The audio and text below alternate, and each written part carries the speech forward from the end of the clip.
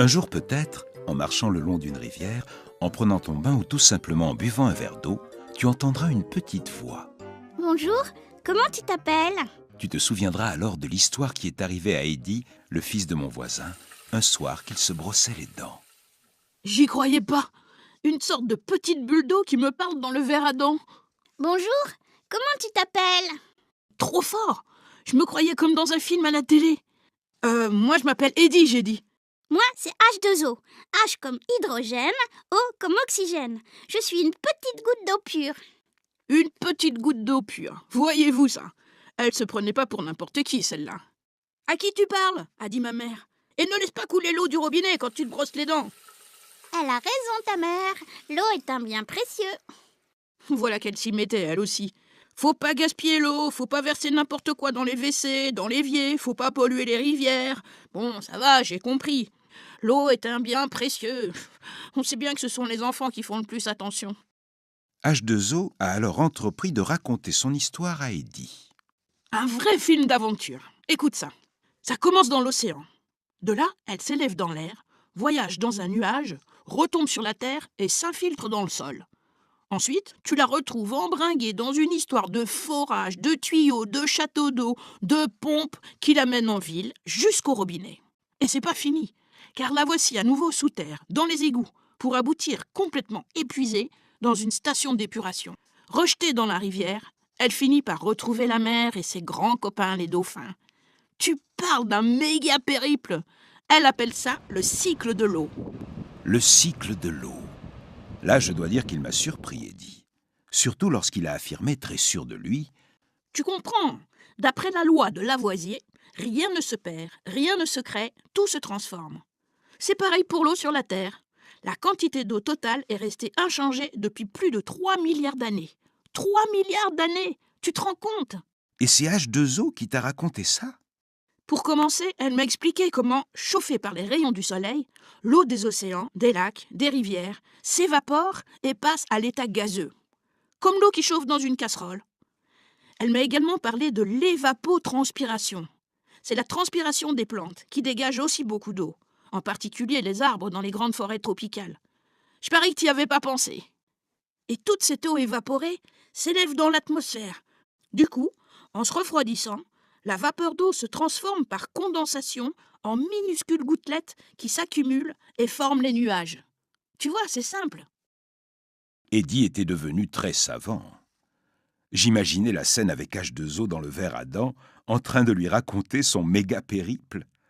Là-haut, dans les nuages, on est des millions et des millions de petites H2O prêtes à nous transformer en pluie, en grêle ou en neige.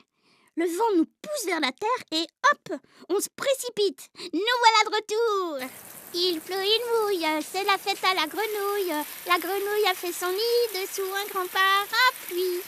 Oui, bon, peut-être que ça t'amuse, mais moi, la pluie, merci du cadeau. « Mais à qui tu parles ?» lui a encore demandé sa mère. « Tu ferais bien d'aller te coucher. N'oublie pas qu'il y a école demain. » D'accord, j'y vais. Et pendant que H2O lui expliquait que pluie, neige, grêle, tout ça c'est la même chose, de l'eau sous différentes formes qui tombe des nuages, Eddie s'est installé tranquillement dans son lit en posant le verre près de lui. H2O avait encore plein de choses à raconter. Le cycle de l'eau ne faisait que commencer. Alors, elle t'a parlé du ruissellement quand elle dégouline sur le sol? De l'infiltration? Des nappes phréatiques? Bah évidemment. Je peux même te dire que j'en connais un bout sur la question. Par exemple, si tu tombes à la campagne, c'est pas compliqué. Tu t'infiltres immédiatement dans le sol et tu te laisses glisser, ni vu ni connu, vers une nappe souterraine. En ville, là, c'est autre chose. Les gouttières, les trottoirs, les caniveaux, bonjour les égouts, je te raconte pas, c'est plutôt moisi comme plan. Tu veux que je te dise? Le top du top, c'est dans les montagnes. Toutes les petites H2O en rêvent. Waouh, là c'est super cool. Tu ruisselles sur les rochers, tu t'engouffres dans les torrents, tu rejoins les lacs, les rivières et tu retournes tranquillement à la mer en te laissant porter par le courant. Et pour toi, comment ça s'est passé? Lui a demandé Eddie. J'ai atterri en pleine campagne, dans un champ de céréales. Et quelques mois plus tard, je me suis retrouvée dans une belle nappe phréatique. À nouveau, Eddie a fait son érudit. Tiens, je parie que tu sais même pas comment se présente une nappe phréatique.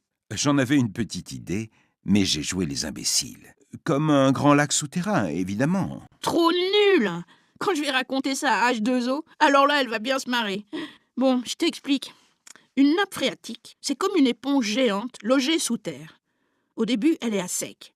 À un moment donné, l'eau qui s'infiltre est arrêtée par une couche d'argile imperméable. Là, elle s'accumule peu à peu, on pourrait même dire goutte à goutte, en se glissant dans les millions d'interstices laissés par les sédiments. Comme si l'éponge se gorgeait d'eau. Et c'est là qu'on va la chercher. Et en effet, confortablement installé dans sa nappe souterraine, H2O attendait la suite de ses aventures qui allaient la conduire jusqu'au ver à dents d'Eddie. Tiens, j'ai un copain à l'école, tout le monde l'appelle Google. Il a toujours plein de trucs à t'expliquer. C'est lui qui m'a raconté comment l'eau potable arrive jusqu'à nous. D'abord, tu captes l'eau par forage, en creusant le sol jusqu'à la nappe. Une fois l'opération terminée, tu pompes l'eau en la filtrant et tu la stockes dans de grands réservoirs, des citernes ou encore des châteaux d'eau. Google m'a même décrit le fonctionnement d'un château d'eau. Pas question de tomber à sec, tu penses bien, m'a-t-il dit. Alors, l'eau est pompée 24 heures sur 24 jusqu'au sommet. C'est génial. Tu es aspiré d'un seul coup, tu sors du tuyau et tu te retrouves dans une piscine. Enfin, presque. Et comme on a fait exprès de construire les châteaux d'eau en hauteur, l'eau s'écoule par gravité. C'est le poids de l'eau qui fait pression et la pousse dans les tuyaux. Tu respires un bon coup et hop, tu te laisses glisser jusqu'en bas comme sur un toboggan. Puis c'est le grand voyage des petites gouttes d'eau pure dans les tuyaux. L'eau est ainsi distribuée jusqu'aux habitations par un réseau de canalisation de plusieurs dizaines de kilomètres. Ça en fait des tuyaux à raccorder. L'oncle de Google, il paraît qu'il travaille chez Noréade. C'est eux qui s'occupent de tout ça. Eddie était devenu un véritable expert. Pourtant, il ne m'avait pas parlé de la pollution et des risques de contamination. C'est qu'en s'infiltrant vers la nappe phréatique, l'eau entraîne avec elle les produits polluants enfouis dans le sol.